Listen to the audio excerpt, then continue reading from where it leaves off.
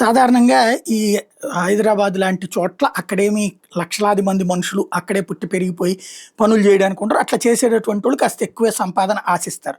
ఇతర ప్రాంతాల నుంచి వచ్చినోళ్ళే అక్కడ పనులు చేసేటటువంటి వాటిట్లో ఎక్కువగా ఉంటారు. తక్కువ రేటుకి పని చేస్తారు కాబట్టి లోకల్ వాళ్ళు అయితే కాస్త ఎక్కువ రేట్ డిమాండ్ చేస్తుంటారు కాబట్టి ఆ పని జరుగుతూ ఉంటుంది. అయితే ఇప్పుడు వచ్చినటువంటి విచిత్రమైనటువంటి పరిస్థితి ఏంటి అంటే ఇప్పుడు ఒరిస్సా వాళ్ళని ఎక్కువగా తీసుకొస్తుంటారు అక్కడికి పనులు చేయడానికి. ఒరిస్సా వాళ్ళు అయితే కాస్త బాధ్యతగా ఉంటారు, నిజాయితీగా ఉంటారు అన్నటువంటి ఉద్దేశం తీసుకొస్తుంటారు. ఈ డింపుల్ హయాతి అనే యాక్టరు అట్లాగే ఎవరైనా మనుషులు కావాలంటే ఒక అమ్మాయి అంటే ఇట్లాగా పని మనుషుల్ని కాంట్రాక్ట్ తీసుకొచ్చి ఇచ్చేటటువంటి అమ్మాయిలు వీళ్ళు ఏం చేస్తారంటే వాళ్ళకు 10,000 రూపాయలు చేతిలో పెడతారు. వీళ్ళేమో ఒక్కొక్క పని మనిషికి 15,000 నుంచి 20,000 రూపాయల దాకా ఛార్జ్ చేస్తారు. 5,000 నుంచి 10,000 రూపాయల దాకా ఈ మధ్యలో బ్రోకర్లు డబ్బులు తీసుకుంటూ ఉంటారు నెలకి. తద్వారా వీళ్ళు బతికేస్తుంటారు. ఓ 10 మందిని వీళ్ళు సమకూర్చారంటే 10,000 చూస్తే ₹1,00,000 వీళ్ళకి ఆదాయం వస్తుంటుంది అనమాట. ఇట్లాంటి సిచ్యువేషన్లో పెడతా ఉంటారు.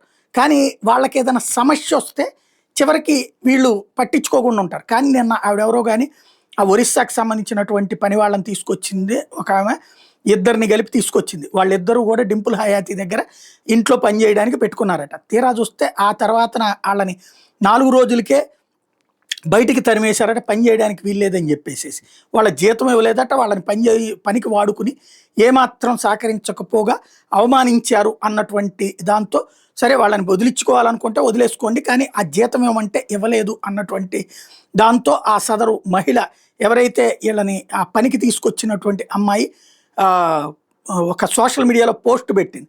దాంతో స్పందించినటువంటి వాళ్ళు కొంతమంది అమ్మాయిని పోలీస్ కంప్లైంట్ ఇవ్వమని సూచించడంతో పోలీస్ కంప్లైంట్ ఇచ్చింది. ఆ పోలీస్ కంప్లైంట్ మీదన ఇవాళ ఫిలిం నగర్ పోలీసులు డింపుల్ హయాతి మీద కేసు నమోదు చేశారు.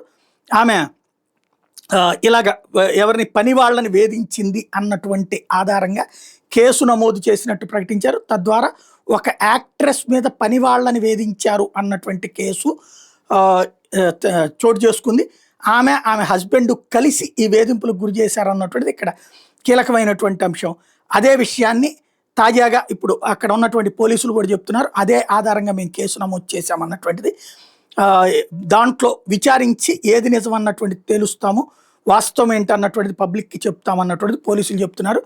ఒక యాక్ట్రెస్ మీద కేసు అన్నటువంటి తెలంగాణ పోలీసులు మొహమాటం లేకుండా నమోదు చేయడం ఈ విషయంలో ఒక కీలకమైన మంచి పరిణామం, బాధ్యతాయుతమైనటువంటి పరిణామం అని చెప్పచ్చు.